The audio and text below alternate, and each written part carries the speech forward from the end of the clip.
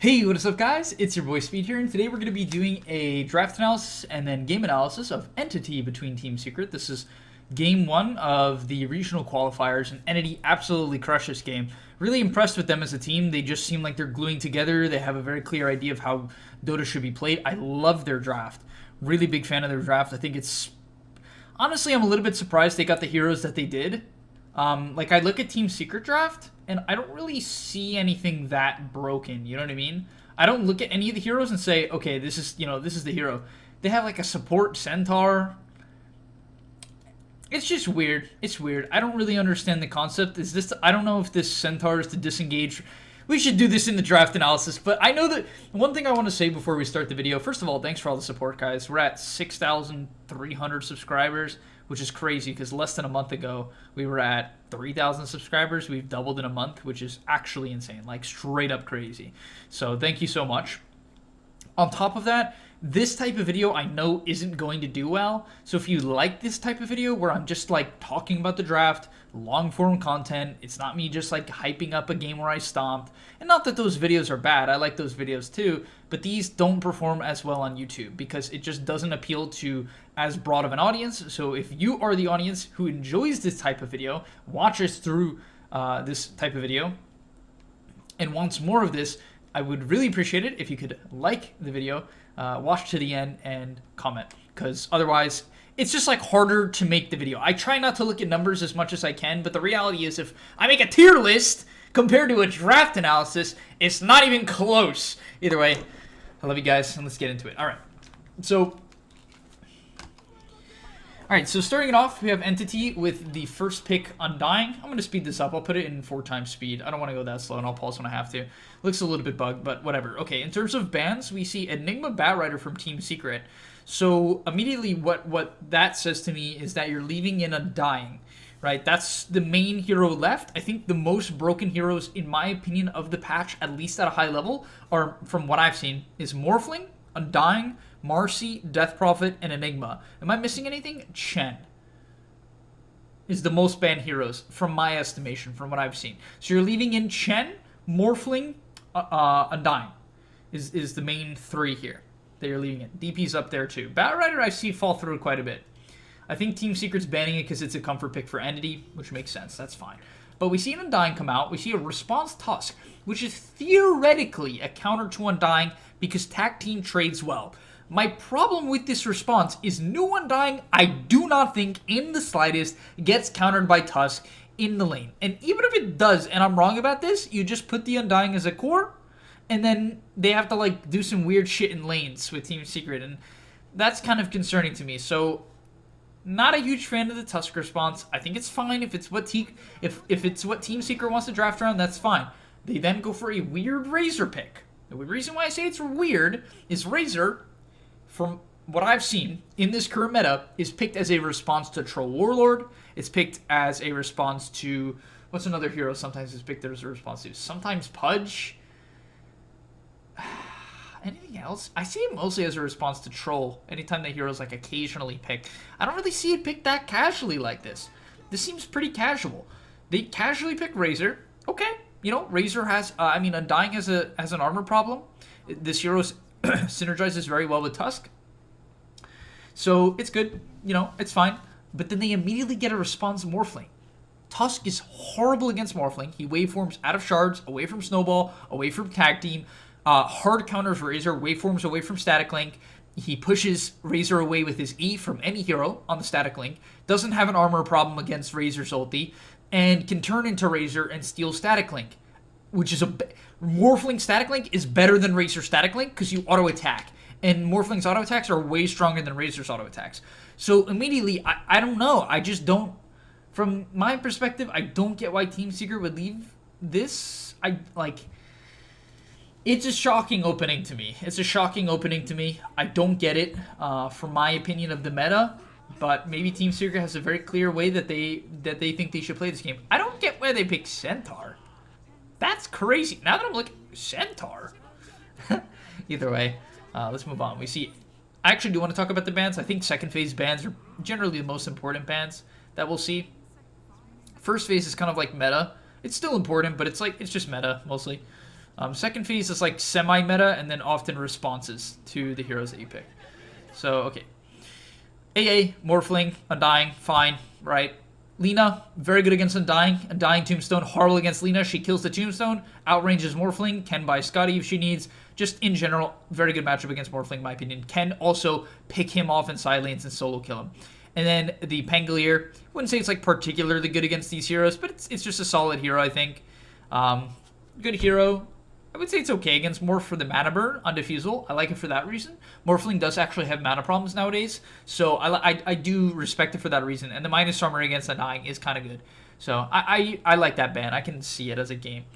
Nyx ban, I guess it's an entity comfort pick. It's good against Plasma Field from Razor. It's not good against Tusk, really, at all, actually. I'd say it's almost bad against Tusk. The Viper and the Visage, I would say these are both just early game Razor counters. It's also an entity comfort pick. They love the Visage. And yeah, Viper's considered a Razor counter because you Viper strike him when he BKBs, and then early game you kind of just out-tempo him. You beat him in lane, typically. Especially new Razor. I guess Viper also got nerfed in lane. So I don't know how that plays out, but I think it's, from history, it's Viper favored. Centaur.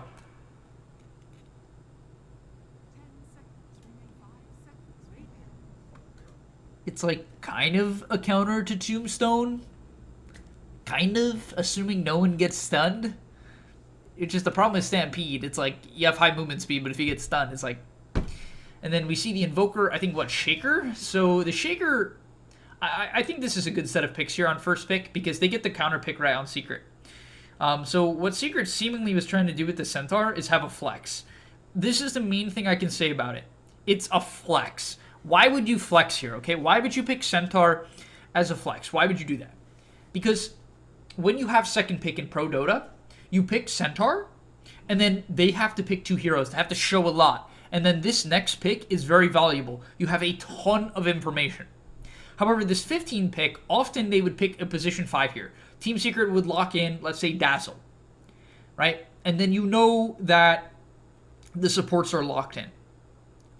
But theoretically, this Centaur could be offlane, and then you could pick a very strong position 5. If you think there are very strong position 5s, you can pick late a very strong position 5.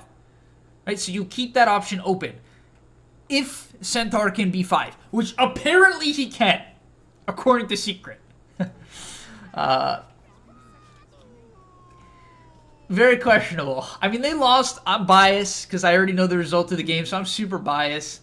Maybe it's something they practice and they think is good. It's not like it's horrible. This hero has such good base stats ever since they buffed his regen too. So it's not that I think it's like some horrible concept. But we see the TA pick. I think it's a good TA pick. No real instance-based damage from Entity. They have the frontliners for it. You know, Razor can frontline, Centaur, Stampede, very good. Tusk Initiation. It's like a well-rounded draft from Secret. It's not very, like, meta, in my opinion. I think the Centaur is bizarre as shit, but it's like, you know, it's well-rounded. No doubt. It's well-rounded. I don't think their draft is unplayable. I'm surprised they get stomped. You know what I mean? Like, I don't look at their draft and be like, oh, they're going to get stomped. I will say that I think TA carry is actually one of the better carries against Undying offlane. If it is to be the offlane, I think TA does pretty well. Because you don't get pressured by decay as hard, at least mid-game decay. You don't worry too much about it. You can rush stick. You can out-CS him early on, even when he has like 80 damage. So, and Meld is good against him early on, can put some pressure. Like most heroes can't pressure Undying, Meld is actually a bit of a threat to Undying. So I kind of like the TA pick. I don't think TA is good against Morphling, really, from what I've seen. I've heard people think it's okay. I guess the Shard is pretty decent because it just silences Morph. So that's not bad. And we see the Fury on last pick. We see a Chen, which I thought was really nice. I think the Chen's really nice. The only thing the Entity could lack is an Initiator. They don't have a Blink Stun. You might be like, they have Earthshaker. Earthshaker doesn't really want to initiate, you know what I mean? If he has to initiate, he's going to hit a one-man Echo, which is fine. You can do that, but often you might not even get off Fissure, right? There's a good chance you Echo, and then the next shit gets canceled by something. So I guess it's a little bit hard for them to cancel at this game. They could, like, TA Shard you, though. TA Trap Shard, right? The silence. So the Furion last pick, I get it. I love the Vessel concept. A last pick Furion, laning with the Tusk, counters the Morphling in lane. kind of. New Morphling's stupid as shit, though, so... Kind of. Chen takes over Treants, which actually is a big deal. Like, really, it's a big deal early on. The Chen taking over the Treants actually messes with Prophet pretty hard. So it kind of helps that matchup quite a bit. I don't think Shaker Undying should crush the lane. Let's just see how it plays out. But, I mean, honestly, the Chen, I don't think there's anything too special about it besides the fact that I think the hero's pretty broken. I like the Prophet last pick. I think it's extremely greedy. As I think early game, it's brutal for them to make plays. Like, Nisha's not going to rotate mid. He's just going to farm mid. Chrysalis wants to farm safe lane. Rezo's probably not going to collapse on mid. Like, it's pretty hard for them to set up a gank with the TA. So he's probably not going to TP mid either. I mean, they could try to collapse on mid with, like, some Snowball Centaur stun, but even that might not work. It literally, you still could get tornadoed. Snowball stun is so short. So, yeah. I don't know. I get both drafts. I just think that these heroes are kind of broken. I think Chen is still pretty broken. I think Morph's pretty OP. I think Undying is pretty OP. So, yeah, let's see how it plays out. Cool build from the offlane Undying. So, often what I do is I actually buy Soul Ring components still, but I don't buy Tangos. He actually went for Sage's Mask, has two more, has a Bassi queued up too, so he's probably not going to go Soul Ring. He's just going a ton of mana regen plus stick. He did actually ship out Tangos, which I don't think you have to do, but he opts for it. That's fine. He's against Razor. Can be a little bit of a difficult lane, as he's going to secure the range. Yeah, Chrysalis tries to trade here. I guess it's a good link from Chrysalis. Can help him get the CS or denies. But, okay. Nothing too crazy. Pretty standard. Not going to look too much attention to this lane. I think this lane is evenish. I think TA slightly wins, if I'm not mistaken. It's actually Exort Invoker. Okay, they don't really have great Sunstrike set up, so a little bit surprising there. I will say that I think it makes sense. Morphling doesn't take too much space on the map. Like, Morphling as a carry doesn't just soak creeps. It's not like a Naga. Undying doesn't soak creeps, so there's a lot of space on the map, if that makes sense. And Exort Invoker likes that. He likes the space on the map. He likes, yeah, just being able to take everything. So, I'm cool with the Exort. The Sunstrike is bad, but I think as a game concept, it's chill and it's probably good. You also don't really need to be Wex this game, I think. Morphling, he should do fine against the Furion. Oh my god, the Ice Ogre. This is why I hate Chen, man. This is why I hate Chen. This creep makes no sense. It's a 5-second cooldown with a 45-second duration, meaning you could theoretically put Ice Armor on like 9 heroes, kind of 8 because there's a cast point. You get the point. It gives you 5 armor, and then if someone hits you, they get a 25% movement speed slow and 25 attack speed slow for 5 seconds, which is a huge slow. A 5-second slow and attack speed slow? If you hit the person, you can't trade. It's a mega counter to Furion and Tusk as a lane. It's really broken. So, I don't know. The lane, it's basically going to draw now. Basically, Rezo's just going to have to play to win the creep battle, which you can do, but Morphling takes Adaptive Strike, which is really broken at the moment. It got like Giga buffed, and so did all of his stats and shit. And then Chen also has a Headdress plus Divine Favor. So Pure's not going to get kicked out of lane. He's not going to get Strength forced in this lane, so he's going to be able to free farm. This lane's done. I can tell you for a fact as a Prophet player, if I see Ice Armor and a Headdress Chen, I know I'm not really going to be able to pressure the carry, especially not with a Tusk. It's just not going to... I mean, I hope I'm proven wrong, but as far as I'm concerned, they ain't doing shit. They're not. This lane's a draw. Honestly, the early game is going to be quite a draw, I would imagine. I don't think any of the lanes do anything. Undying doesn't really kill TA. He actually going for the Tombstone build. A little bit surprised. I don't really like this skill build. I mean, this item build. You can see he's running out of mana. You still... I don't know. I think I personally have a better concept of this hero than people, but... That's a bit cocky. I just think you should buy Soul Ring and Mana Boots, which maybe I shouldn't even say my opinion on why. It seems cheesy because it's like, oh, you're not tanky and you don't have phase boots and whatever. But he's buying Mana Boots. Okay.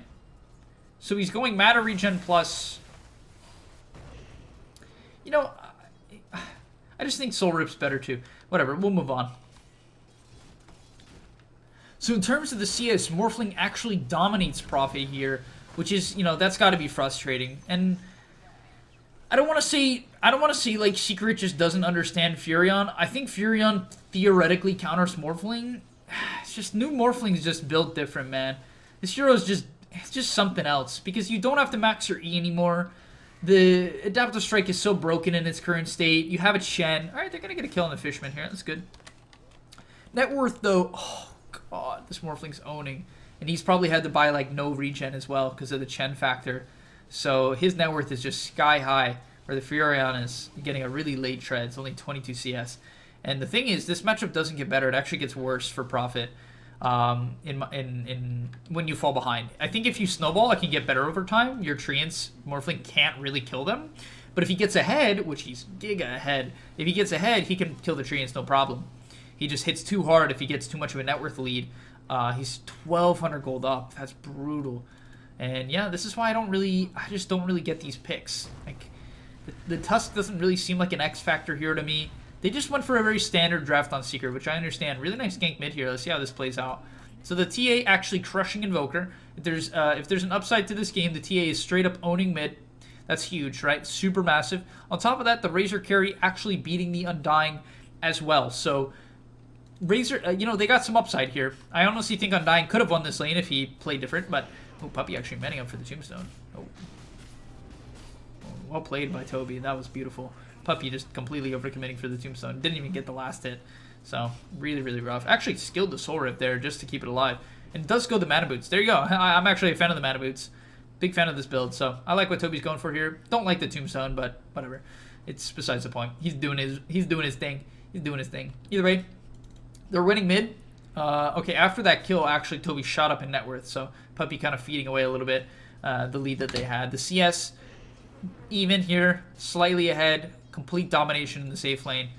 Just, yeah. I wonder if Secret will stay together. I think they will. From the games I've watched, Rezo's been struggling a bit more than you would hope. And so, I don't know. But I haven't watched too many games, so maybe I'm going crazy. Alright, so let's see how they actually set up this TA kill. How did this play out? So they know they're here, so Secret has complete information. Nisha is just hitting the tower.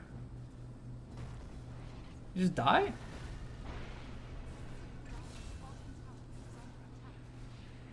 Huh. Rare mistake from Nisha. Okay. I mean, I thought they were gonna make a cool rap play. They didn't. They just responded to a mid dive, and Nisha overextended.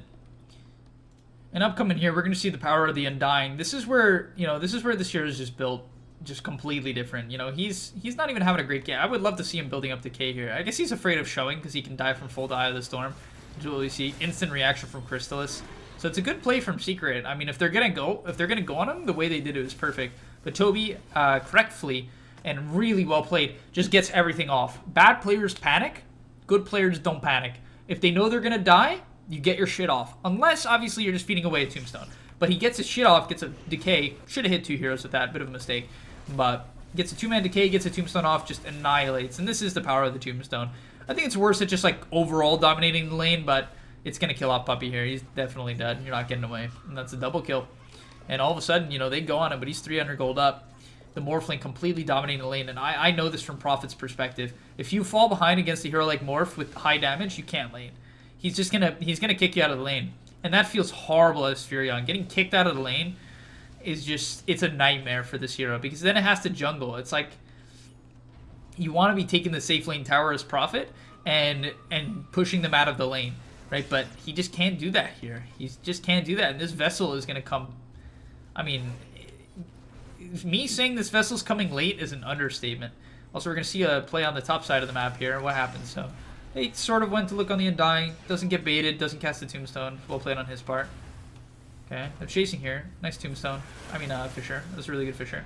Alright, they killed the Tusk. They get the Fisher, though. Is he actually looking to chase him down? Okay, no, it's just decaying. So, kick him out. Actually, Falcon Blade. Whoa. So, no Soul Ring. Just going for a Falcon Blade. You can see where he went with his build. He does have a ton of mana now, which is, it's good. So, they're going to look to make a top lane. The Tusk goes in to kill off the mana burn creep. Does he just ult? No. Building up decay. They're letting the cart go to work. They don't want to overextend. They obviously respect the rotation. Nice 2-man decay. They're just letting him build up decay on Secret. It's not good. So, nice 2-man rotation. They're playing it slow. I like it. They're not overbaiting. Entity really understands, okay, our Invoker's farming mid. He's not getting pressured. He's actually getting huge. He's got a Midas. He's going to recover quick. This Morphling is completely free farming. He is giga winning his lane. We don't need to do anything top, right? We don't need to make a play top. We don't have to force it. Because our Morphling doesn't want to come. Invoker doesn't want to come. like this is really high skill Dota, and I would potentially even make this mistake where I'd just be like, oh, I'm undying, I'm strong, I have Tombstone, let's go, you know, let's dive the tower. You don't need to do that, right? You don't need to do that. Oh, this bug is horrible. I can't see him. Okay, but what a lot of people do is they just have this idea that they're playing Undying, they're playing Bristleback, they're playing Centaur. They need to dive the tower, create rotations, create space. You don't have to do that. If your safe lane and mid aren't getting pressured, you don't need to create counter pressure. You don't. You don't. Even if they are getting pressured, sometimes you just can't do anything about it. Sometimes your game just doesn't allow you, right? Sometimes you just don't have the hero to make the counter pressure, and that's fine. But all right, let's see a big fight mid here. Toby farming up the top side. Looks for a TB mid. Big commitment from Secret. They actually stampede aggressively, which is something you rarely want to do in Dota, because when you stampede aggressively, like, you're kind of all-inning, right? You're all-inning your heroes, and if the enemy manages to kite out, it's not going to look good. I mean, a huge stomp from Puppey. You'd have to imagine the fight goes well, but they get up a big tombstone. Okay, he's going to hit. Decay on to 2. Is there follow-up damage? Echo Slam comes out, kills off Puppey, kills off Zayak. They don't even want to run into the tombstone. They're going to look to chase too. Alright, he's going to get out. He's fine. But yeah, they just, I don't know, they just undercommit. Really weird gameplay from Secret. You know, these guys are, it's not that I don't have respect for them. I'm trying to, like, flame the shit out of them. I'm just surprised. Because, like, what I want you guys to learn from this is, like, when you're playing Dota, and, like, I'm not as good as Secret, right? I'm not trying to say I am. I'm not trying to say I wouldn't make these mistakes. I'm here to learn too, and learn from just like the observations I'm making. But what they do wrong here, from my estimation, is that they just don't bring the heroes, right? So they go in, Razor hits a really nice Q on the 2, things are looking okay. He gets fissured, kind of a wasted fissure, but ends up being a great fissure, breaks the static link. And then Tusk max range snowballs, which is not what you want to do as Tusk. When you initiate with Snowball, it's kind of bad because you can't use it to buy time then, right? If you might not know what I'm saying, but basically, like, if Tusk saves Snowball, he can hold tag team. He can run in, click tag team, click Snowball, and then everyone who's hitting gets tag team. Does that make sense? And he can just use it to dodge spells as well. But if you max range Snowball, it's kind of bad because usually it doesn't, it's not really a stun, so it's sort of just trying to get you into the enemy, which you don't always necessarily want to do as Tusk, right? Because the reason why you wouldn't necessarily want to do this even as Tusk is there might not be follow-up, which was the case here. There just wasn't follow-up. This TA is not going an early game fighting build. If Secret's going to force an engagement like this, which clearly they wanted to do, I mean, to be fair, this Fissure fucking owned. But even if this Fissure didn't hit, I'm not sure it changes much, right? Because the Razor's still going to get off a good Q here, but I don't know if it would have changed much. Pretty certain it wouldn't have. And Nisha just doesn't have the items to enable the early game, which is kind of why this build's a little bit surprising from Nisha. Going in Deso, it's not that it's... Oh no, is Rezo going to get soloed? He's probably dead. Oh my god. That hurts. I didn't even see how it happened, but he just TP's in. Does he even have Vessel yet? Nah, he doesn't. Yeah, your hero's so fucking bad. If you don't get... Because you can get Vessel at like minute 9, 10 on Furion. That's what you want to aim for. He doesn't have it at 12. He's not going to have it at 13. This hero is so awful at this position. I could see why they get stomped. Playing Furion in a game like this is depressing. It's straight up just depressing. Great Sprout. Really nice Sprout, but... Did he take waveform range? He did. Waveform range. Secures the distance there. Gets the kill. Pings his team to TP top. Just beautifully done. Great fight for Menity. I love that they brought the heroes there. I love that the Undying TP did. Actually goes back for phase boots, which I totally respect. I like to disassemble into phase boots because phase boots feel pretty necessary in a lot of games. The movement speed is really key on this hero. And then you're going to go for Lotus, which is solid. Reflect the Razor Link, purge the Spirit Vessel, reflect Snowball, get rid of Trap. There's a lot of value for the Lotus Orb here. And just having armor is fantastic, right? It's a great game for him to just pick up some armor for obvious reasons. It's a primarily physical damage team coming out from Secret. So Toby's going to camp mid, which I like. I kind of like the idea of just Undying sitting mid and farming because the hero doesn't really need... I mean, it wants items, but it doesn't have to just be the Giga Snowballer. You know what I mean? It doesn't have to be the guy getting everything. Especially when you have an Exhort Invoker and a Morph. You can kind of just sit the mid lane and bait ganks. Essentially, so... He's afraid, you know, good positioning. Reads that he could be getting ganked here. Shaker buddying out the top side of the map.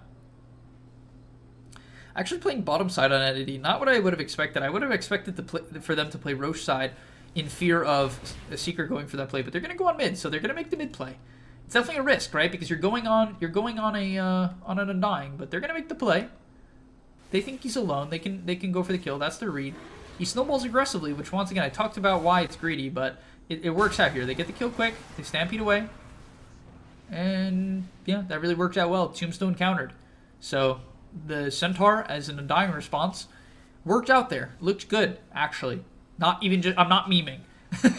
Like, I'm not memeing. It looked great. It actually helped them get the kill, get in, get out, and explode someone. So that was a great play from Secret. Opens up the map a bit, and now threatens Roshan. So Entity is going to have to bring heroes towards Rosh at some point. If you know, they're threatening. He can't just send a Chen Creep or a Forge Spirit in there. So it's a little bit... Fortunately, they have heroes to scout as he misses the Fisher. But this Morphling is just... He's getting... I mean, when he hits Scotty, this game's a wrap. I don't even know if he needs to hit his Scotty timing, but the reason why I say that is you have a triple ranged core and a team comp that can't kill Morphling. At least not easily. And so you're going to get to a point where you just... Oh, they're actually going to take the Roche. Okay, this is probably the deciding factor. You got the Undying factor, big upside of Undying. You threaten the Roche super well. You threaten the Roche so well because he's got the Tombstone. If you want to fight into it, you got Tombstone Night Vision. So he put it in... Oh, he put it in the pit, but also slightly outside. He put it in like the glitch spot, I think, because it's giving vision, right? This is Tombstone. This isn't a ward. Oh no, it is a ward. Maybe this Tombstone isn't giving vision. Maybe I'm on crack. I don't know. I don't know, but yeah. Okay, so it's not even the Tombstone vision. Never mind. Toby sucks. I actually think if you don't have a ward, you should put the Tombstone slightly outside of the pit, so that you can have vision in the nighttime. But this keeps it protected. This is better. You put down the ward. Aggressive Stampede. Really? I don't know, puppy. This is crazy, man. I mean, I'm not like, trust me. Puppy's Dota legacy and my Dota legacy, we are light years apart. Don't get me wrong, but I do not understand what he's doing here.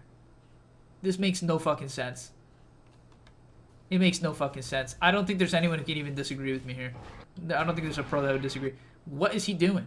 There's no follow-up. Crystallis doesn't have BKB, even. So it's not like you have a BKB here to run in. Even if he did have a BKB on Crystallis, he could just die to morph, right-clicks. Right? Like, it's not that straightforward. The Prophet can't TP in. TA has a blink, so that's his concept, but they have a Fisher. You're not getting Stampede off. And now you've Stampede aggressively into a Tombstone. So you don't have the way out. Katomi actually commits in really hard, which I feel like is risky. Okay, he knows he's got the mech backup. He feels safe. And that's Stampede wasted. Why? What's going on? They're just not on the same page. They're like farming like fucking crazy, and they're just not on the same page at all. I mean, he hits a decent stomp, but there's no follow-up. It's not even close.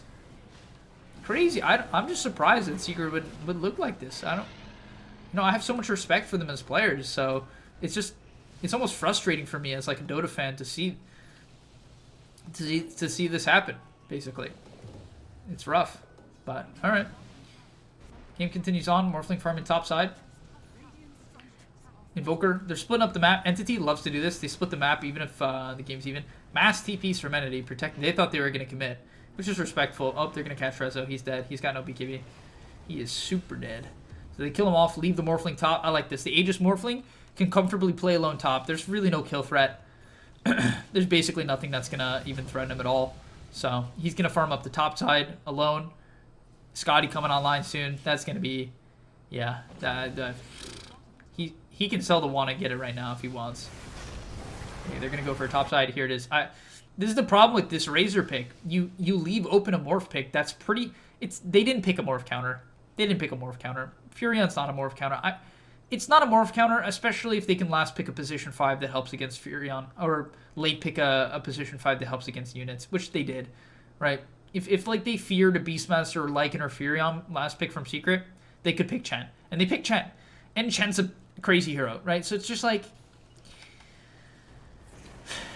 Go in, fight breaks out, turns into Razor, here it is, static link, and then the thing is when you static link, you just auto attack while moving, and the Morphling destroys, because he also used static link on Razor. He adaptive strikes the Centaur, and Tusk, did Tusk have punch? Tusk should have punched a Morph.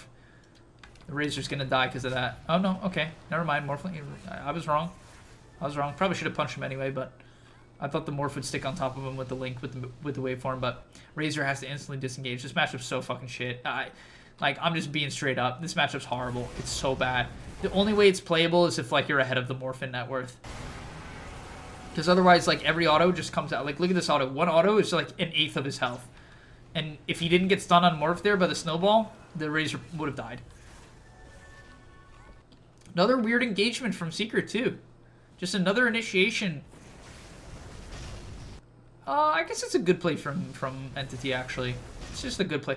It's a very... Because this Shaker goes crazy here. He's actually going so far. He finds the Centaur, who I guess he thought was alone. But he goes really deep. Nice Echo to disengage. I respect that play. The Chen gets the heals off, so the Shaker lives. Tusk commits for the Shaker, but, like... That's obviously not... I mean, even if he got him, it was whatever. So... Just a beautiful play from Entity. Just such a fast-paced game. Stormer pushing in the bot side of the map, connects with the bots. Just a beautiful map setup from Entity.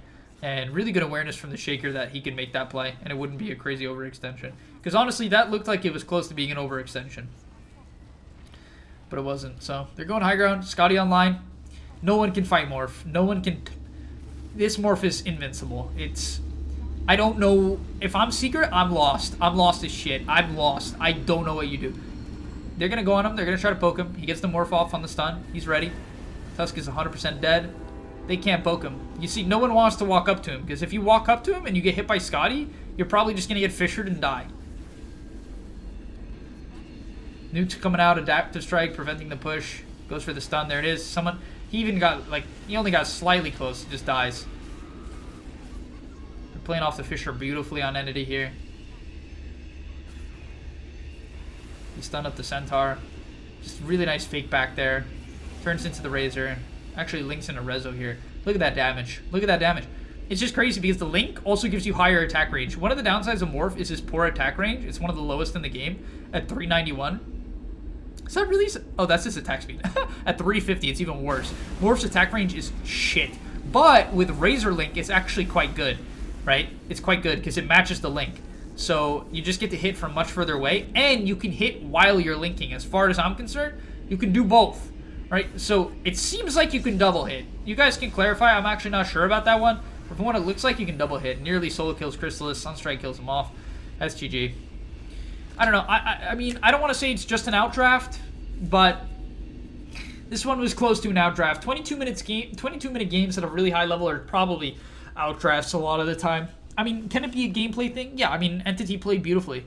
Pure and the Chin dominated the bottom lane, which they didn't necessarily have to. The Ice Armor creep's stupid.